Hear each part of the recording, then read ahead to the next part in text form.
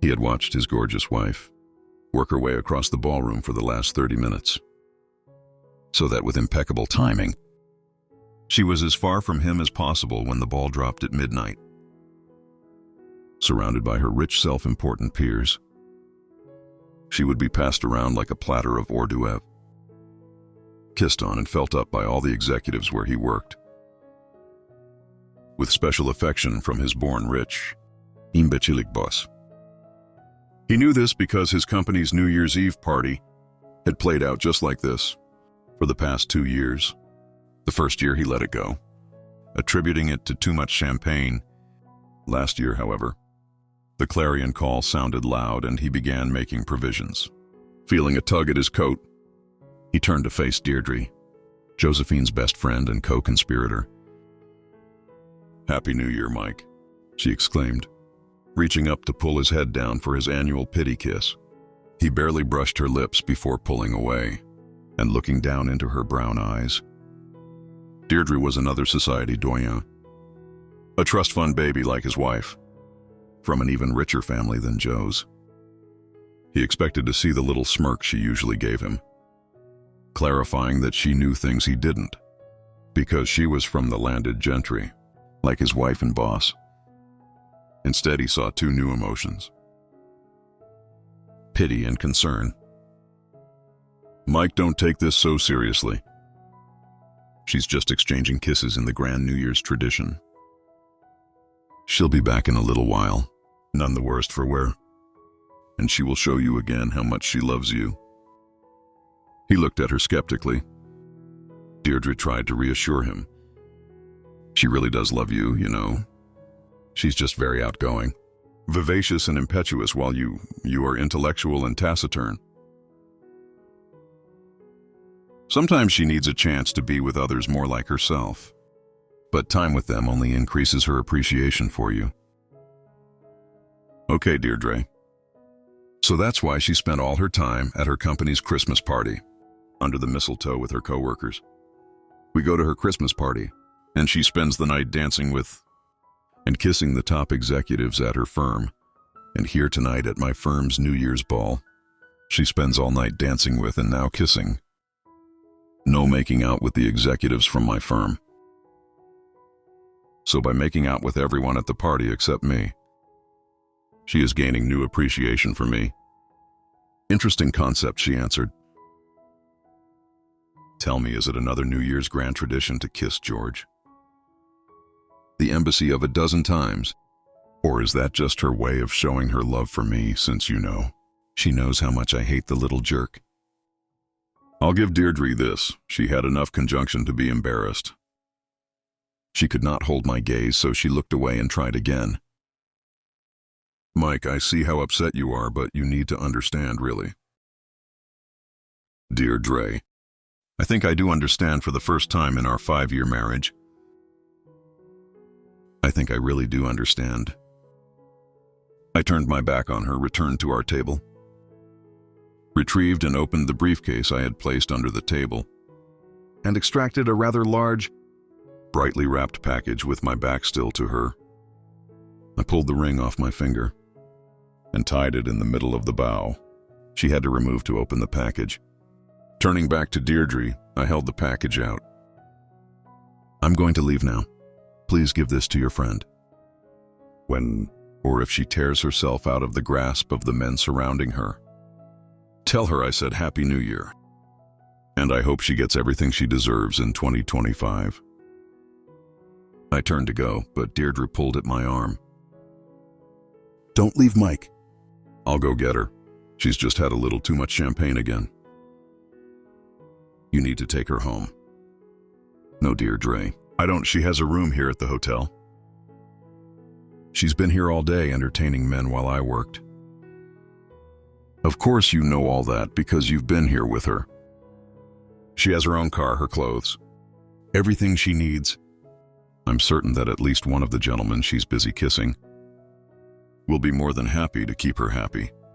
Or maybe they all will. Don't give me that look. You told me all the same lies last year." I gave her this year to decide. She has, and so have I. Goodbye, Deirdre. I can't say it won't be a relief to never see you again." As I made my way out of the ballroom, I nodded at Helen, the HR director with whom I spent the early part of the afternoon, while my boss and his cronies helped set things up at the hotel. In reality, he was in the palatial suite he had reserved with the company credit card. With my wife. Actually, I should have said they were in the palatial suite with my wife. And I have the photographs and video to prove it. Helen does too, and the chairman of the board will. Within minutes after I exited the ballroom, Helen and her husband made their way to the crowd of men around Josephine. Deirdre was fighting her way through the horde of men, many of whom were insistent on kissing her in the grand tradition. A few tried to accost Helen, but they seemed to find the scowl of her husband, a former All-Pro lineman, to be discouraging. She made it through the crowd to CEO George Burke and his paramour. Just before Deirdre did, she stopped her husband about 6 feet away and watched. Deirdre's distraught look and shrill calling of her name caught Joe's attention and broke George's embrace. She frowned at her friend's frantic look. Helen smiled. Deirdre held out the gaudily wrapped present and said something to Joe, who took the package, leaned closer, and seemingly asked Deirdre to repeat herself. "Mike left this for you." "He's gone, Joe. He watched you flirting and teasing all night, and when you started kissing all these men, he gave me this package and left." Joe smiled. "Oh, you know, Mike, he throws these little snit fits when I neglect him for a few minutes. I'll go home, beg his forgiveness, and all will be well. He loves me, see? Even when he's mad, he leaves my gift. Let's see what it is." "Joe, I don't think it's a gift," Deirdre began, but Joe was visibly untying the ribbon to open the package. When the ring hit the ground, he paused, frowned, and said, "What is that?" George bent over, picked it up, held it out to her, and smirked. "Isn't this your husband's wedding ring?" She stopped tearing at the paper, looked puzzled, and took the ring. She looked at Deirdre, who said, "I tried to tell you." Joe began tearing the wrapping off the gift and found a white gift box inside. Reassured, she smiled, shook the box, said it's heavy, and began cutting the scotch tape on each side with her fingernail. When the tape on the third side broke, the contents of the box fell out and scattered across the floor. She squatted in her knee-length gown so she could pick up the glossy sheets that had fallen. Others were squatting to pick up the ones that had sailed over. Near them suddenly, everyone froze. Joe's eyes grew wide and she screamed, "No."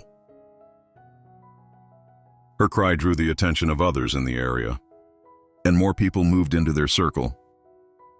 Deirdre's eyes were also wide in disbelief. She glanced up and saw the look of horror on George's face. He snatched the 8-foot by 10-inch glossy color photo at his feet, off the ground, held it against his expensive suit, and involuntarily yelled, "What the hell, Joe?" loudly enough that everyone in the proximity heard him. All eyes went down to the photos lying all about, and saw Joe engaged in intimate acts with persons not her husband. There were numerous pictures of Joe and George, but also of Joe with other executives of the firm where Mike worked, and with Joe's co-workers and bosses. There weren't enough to cover the positions of the Kama Sutra, but Mike had done a good job of selecting photos that proved Josephine did everything, faced with a photo array of her adventures. Joe fainted. She pitched over backward, and only hitting George's shoe kept her head from striking the tile floor and sustaining a likely concussion. Deirdre knelt beside her, held the back of her head with her hand, lightly slapped her face, and frantically cried, "Joe. Joe, are you all right? Joe, talk to me. Joe, are you all right?" While the two women were on the floor, others began picking up the photos and looking at them. One woman then turned and slapped her husband as hard as she could, while he was looking down at a photo he was holding. "You jerk, no wonder you can't keep me satisfied." He looked at her in stunned silence, until she swung her purse and caught him in the right eye. He clutched his eyes, screamed in pain, and then crumpled to the floor.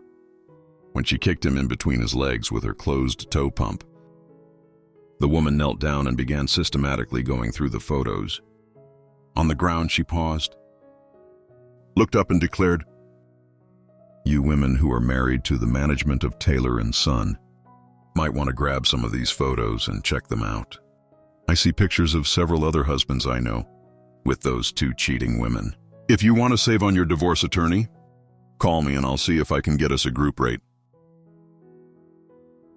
9 other women knelt and began examining photos, and men began backing away. "There are USB drives too," one announced loudly as she held one up. "No telling what is on these." "You rotten jerk," yelled a pretty blonde at a well-dressed older man. "Remember our prenup? I'll bankrupt your sorry back." "Baby, I'm sorry. It didn't mean anything. She just kept hitting on me and finally I gave in. But it was only once and she wasn't nearly as good as you anyway." "And lying mother flipper," the blonde screamed.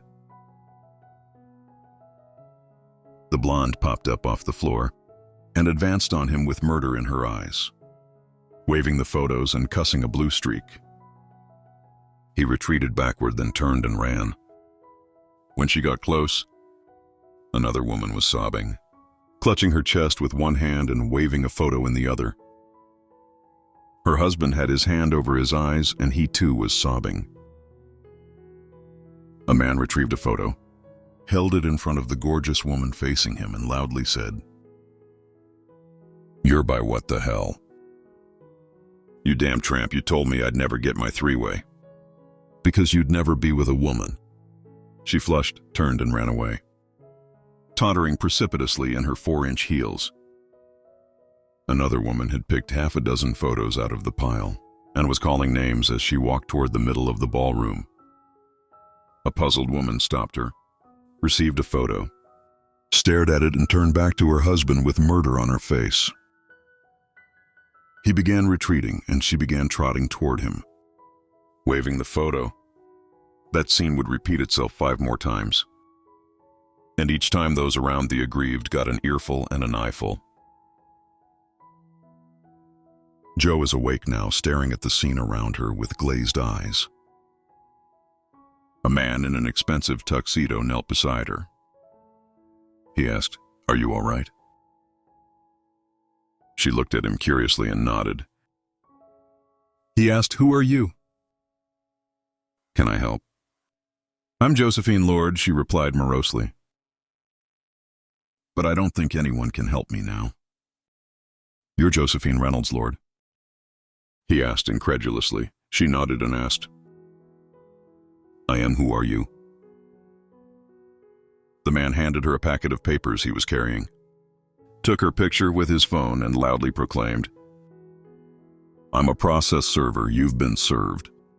Josephine Reynolds, Lord, these papers detail, and the enclosed photographs and videos prove, the adultery alleged in Michael Morris Lord's petition for divorce." He turned to the larger group. "Ladies and gentlemen, if you didn't get to look through the photos, simply acquire a copy of the divorce documents, which are public records available online. The names of every human being with whom Jo had intimacy over the course of the past year are listed, as well as where and when. For a nominal fee, I can provide a link to the website that fully chronicles her exploit since January 1st of last year. If you would like to review them to determine whether your husband or wife was involved in simple relations, a 3-way, 4-way, or more way with the GEO.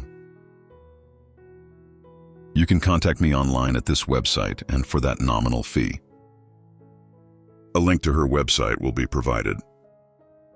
For an additional nominal fee, I can provide digital copies of the activities of a participant.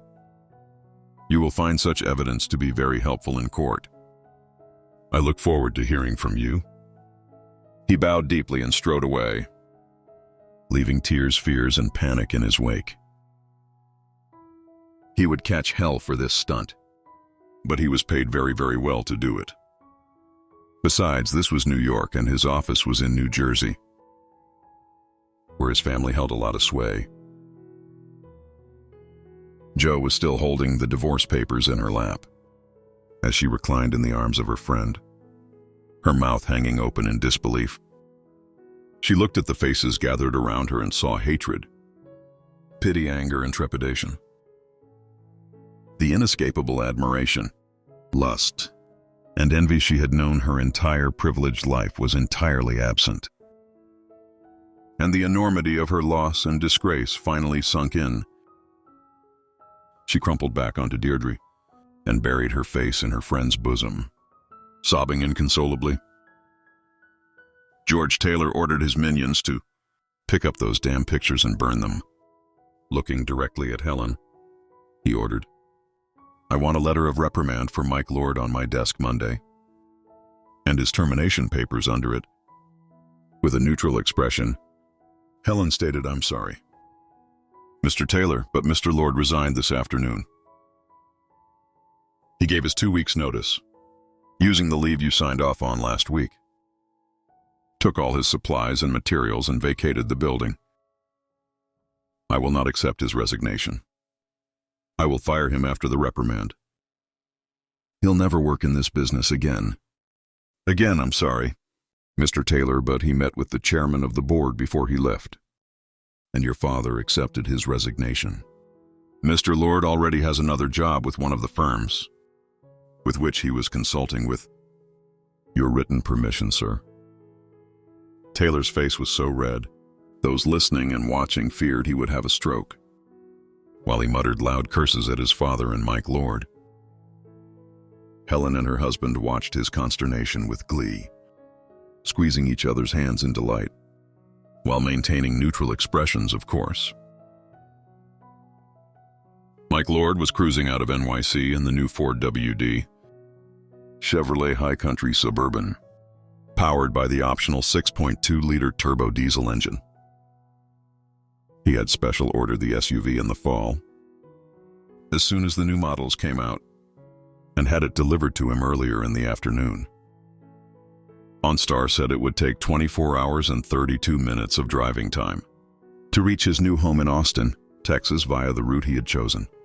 He knew it would actually take the better part of a week, because the country boy from Idaho was going to soak up the culture of the rural states. He would traverse. After he reached Virginia, he intended to abandon the interstates, travel the country roads John Denver sang of, and visit the small towns in Carolina that Mary Chapin Carpenter sang about. He would sample homegrown jellies and jams, sold in roadside stands and small, local businesses, and eat where the locals ate. Far from the interstates and the harried people and lifestyle he had grown to hate. Their checking and savings accounts had been divided, but only after he bought his SUV, since she outspent him 10-to-1 every month of their marriage. An $88,000 vehicle did little to even the score, but he took delight in using some of her money to buy it. Under the terms he offered, he would keep his investments and retirement funds, and she would keep her own.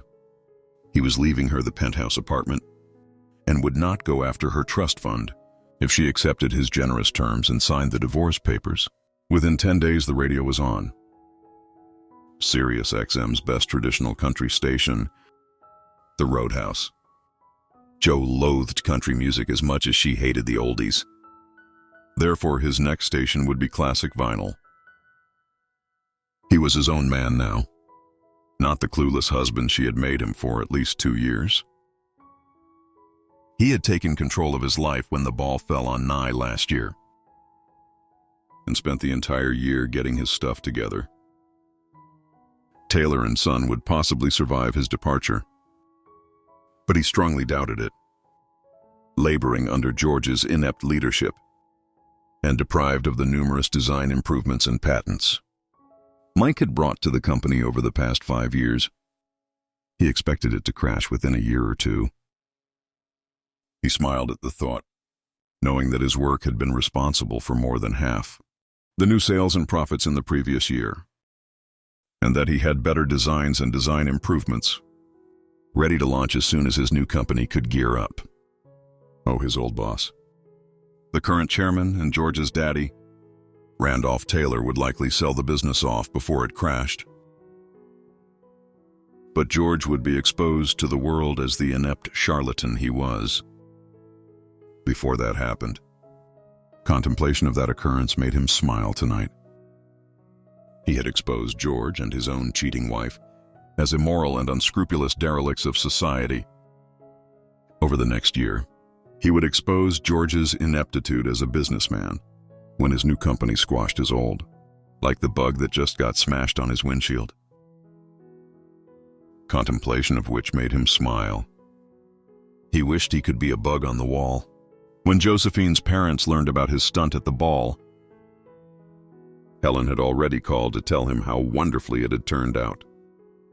Having her spill the photos all over the ballroom was beyond his fondest dreams, although he had rigged the box to collapse when the tape was caught, on any three sides.